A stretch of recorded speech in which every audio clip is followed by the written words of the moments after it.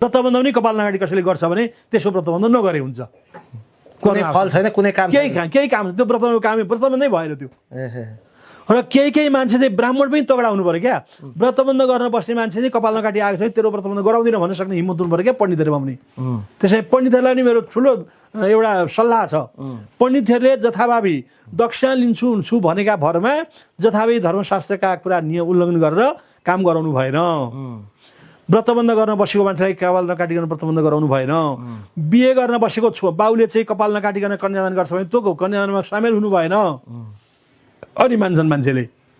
छोरीको विवाह गर्दाखेरि बाउले कपालै खौरेर दिनुपर्ने चलन यो किन हो गुरु यो चाहिँ कपाल चाहिँ भने केसमा चाहिँ सबै पापहरू बसेका छन् भनेर हामीले कुनै पनि धार्मिक कृत्य गर्दाखेरि कन्यादान हो नि त कन्यादान भने चाहिँ विवाहको एउटा यो धार्मिक उत्सव हो त्यो त्यसै धार्मिक तपाईँको श्राद्ध गर्दा पूजा गर्दा छोराको बिहे छोरीको मात्रै होइन छोराको बिहे गर्दा हामीले चाहिँ जुन आविधिक श्राद्ध गर्नुपर्छ नान्दी श्राद्ध गर्नुपर्छ छोराछोरीको बिहेमा नान्दी श्राद्ध भनेको हुन्छ श्राद्ध गर्नुपर्छ हरेक श्राद्धकर्ताले अहिले दिन एक साई खानालाई कपाल काट्नुपर्छ एक भक्त बस्नुपर्छ शुद्ध आचरण गर्नुपर्छ अनिवार्य त्यो कन्यादान गर्नुपर्छ त्यस कारणले त्यो कपाल काटेको कारण चाहिँ त्यो कपाल काटेन भने छोरीलाई चाहिँ अप्ठ्यारो पर्छ भनेर हो कि यता घरतिर अप्ठ्यारो पर्छ छोरीलाई पनि अप्ठ्यारो पर्छ आफूलाई पनि अप्ठ्यारो छ आफ्नो आचार पनि पालन भएन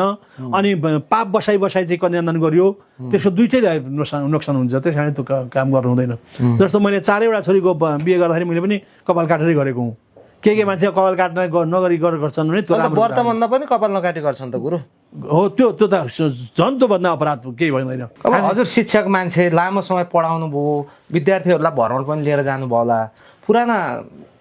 जुन मन्दिरहरूमा मन्दिरको टोकलहरूमा धेरै जसो ठाउँमा सेक्सका आसनहरू पहिला किन बनाएर राखेको होला त्यो त्यो चाहिँ के छ भने त्यो प्रशिक्षणै हो त्यो